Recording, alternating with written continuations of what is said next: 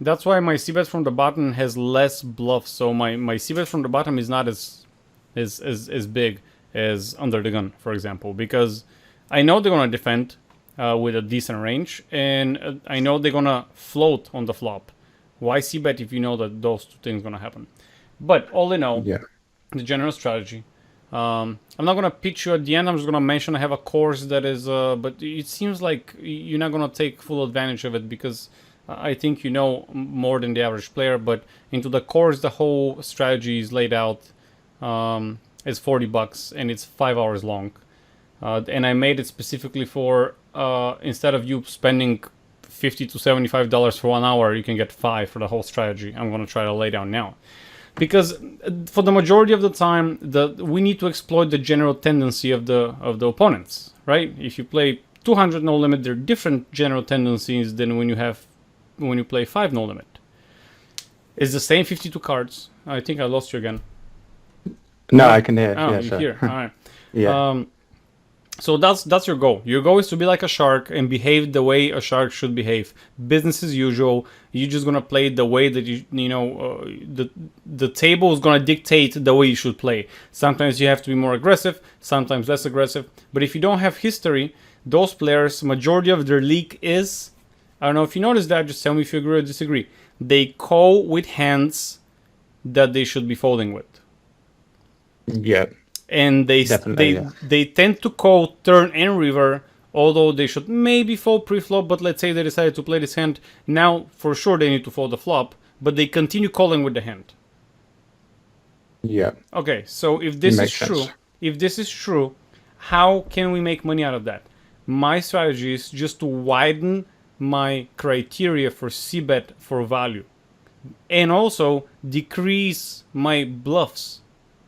Because if they're gonna be calling more often, why would I be spending money on bluffing? If they're gonna be calling more often, that means they're gonna be folding less often. Okay, yeah. It explains why my turn c-bet's kind of low as well. Yeah. Now, you need to, implement a little bit of I'm not saying don't bluff ever, although you can still make money without bluffing ever. On the beginning students, I even tell them you don't have to bet flush and straight draws on the flop. It's just no point. Flush and straight draws, a c-bet makes sense only if there's an ace high board and you have a scare card.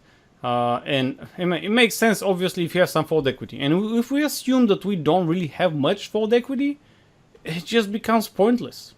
Yeah. I would normally check back like the lower flushes and lower straight draws. I generally check back The showdown ones, the higher ones. I check back the ace high, king high flush. Okay.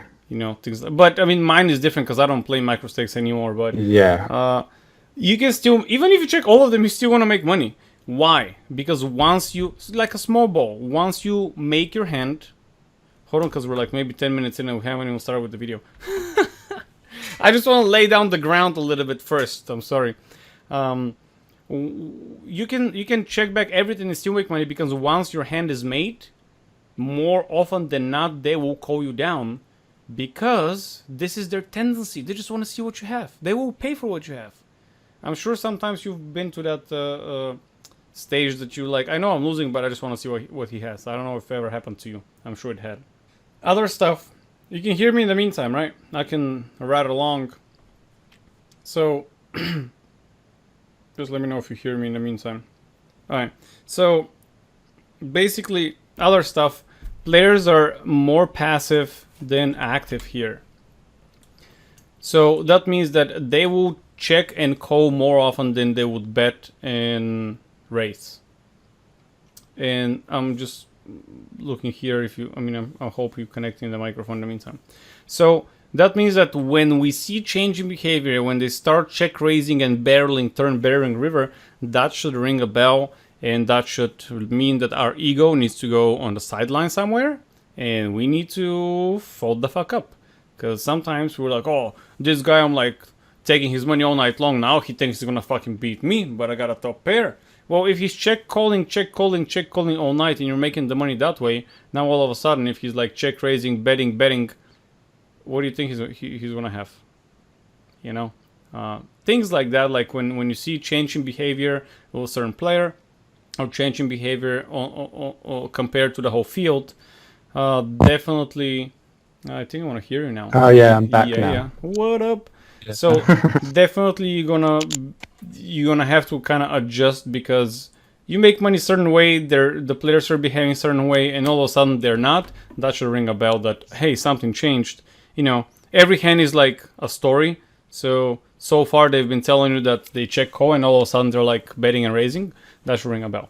Also, 3 bets are Yeah. lower on those stakes, which also means that when they 3 bet you, you should assume that they have a better hand than usual than on the higher stakes.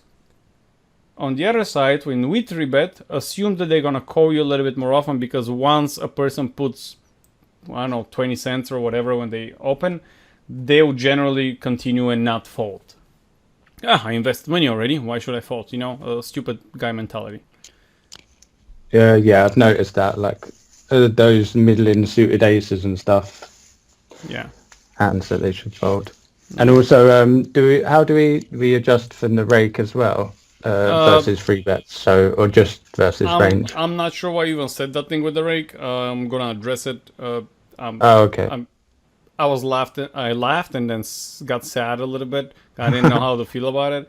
I mean, tell me what's your thing about the rake? Like you So, not gonna 'cause play certain hands because of the rake? I thought like the marginal ones, like marginal defends, we have to we just fold because of the high rake, or does it counter because Who of told the you bad that? players? Who told you that? That was just on some videos I've watched. I mean, with pocket fours, you think you cannot make 10 big blinds per 100 with set What do you mean mining? pocket fours? I mean, you Oh, folded what, pocket like in fours position? versus a single opener, yeah. And you said like I'm gonna fold here because the rake, and I kind of almost puked, but then, but you know what I mean? I'm like, what are you Yeah. talking about, bro? And you're like, yeah, the rake is high, and I'm like, okay, the rake is always gonna be there. It's gonna be 9 to 10 big blinds 100. Okay, always. Yeah. It's a constant. You're telling me that you cannot make more than 10 big blinds 100? Because if you can make 11, that means you're making 1 BB's 100 with that hand. That improves your Okay. overall, right? Yeah. So, but if you tell me you can make 9, okay, well then it's -1. Okay. Yeah. So it's just that like slightly higher stakes where your range is like kind of face up, but lower stakes is fine. I mean, I've heard that before and always laughed at it because it just doesn't make, to me, it doesn't make sense. Like, yes, some hands, sure, for the rake, and on the higher stakes, those hands, things gonna change because on the higher stakes, the rake is way better, right? Yeah. But you haven't mastered. I mean, to think about this, to me, it means that you've mastered everything else, and now you're just tweaking the small, little, tiny edges that you can tweak. You know what I mean? Yeah. And Yeah. it seems to me that you haven't mastered everything else. And honestly, if you're losing 1 big blinds with the flatting with pocket fours, which is, you know, that's not going to happen every hand, and not every hand you're going to be in position. So let's say you're losing 1 big blind 100. Okay? You're making 9 BBs 100 and you're losing 10. So you're -1. Even if you're losing 1, and in the future, this small marginal loss will become a small marginal win because on the higher stakes, you're going to learn how to play it here. But on the higher stakes, the rake's going to be lower. So now the rake is, let's say, 8 big blinds, but now you're still making 9. Now you capitalize on a higher big blinds 100 win, which on the higher stakes is going to turn out to be more money because 1 big blind is more money. Does that make sense? Oh, right, okay, yeah. And you're going to basically train yourself, exercise. I mean, dude, thinking about that is just waste of energy to me. Yeah, okay. This is just master the things that you make the bulk money, and when you master that, you know, how to play 3-bet pots, how to play in position, how to play out of position, what sizings to use, things like that. The king jack here, after his raise, do you think he has a 7 in his range or more kings? More kings. So if he has more kings, Okay. and the turn comes this, Ace, yeah. so now we're chopping. Yeah, but I don't expect him to make it that size with a king. If he has a 7, why would he make it A big size. Is that a regular? Do we have any other info? No info, no. I mean, that VPIP's 38, but because that's built into GG, So I don't really know how. my My mantra is very simple. It's don't be smart, be wise. Because now we have to be smart and solve this problem, right? Do we have a problem here? Do we call? Do we fold? Do we ship? Like, what do we do? But we gotta be smart to solve it. Now, I don't like being smart because smart people waste a lot of time about thinking of how to solve a problem. I like to be wise. And how can we solve this? Can we make it 10 big blinds here and see what he does? Yeah, that was. Can we make it I 12? watched one of your videos the other day, Yeah. or yesterday, and you played. It was similar hand with the kings versus small blind, 5-4-2 or something, and you said about clicking it back and then fold into a shove or raise. Yeah, I mean, it costs you less and it prevents you from... Because imagine he make it 10 big blinds here. And now you're like, oh, now what I do? It's the same, 7 or a king. But the reason you fold it was actually he made it too big. Which to me, if someone makes it too big, that means they don't have a very good hand. But again, it's 10 NL, so you're kind of not sure about if that's what I said is true. If you made it 10 big blinds, maybe you'll call here. But you can solve this problem with just clicking back there, and he's gonna tell you. You know what I mean? Yeah. And if he just calls, on the turn you can check. Now he's gonna be a little bit scared of, oh, does he have a7? If he's thinking what you have. Maybe he's gonna check back as well. The hand's gonna go differently, but you're gonna solve that problem. Alright, let's see what's next here on the agenda.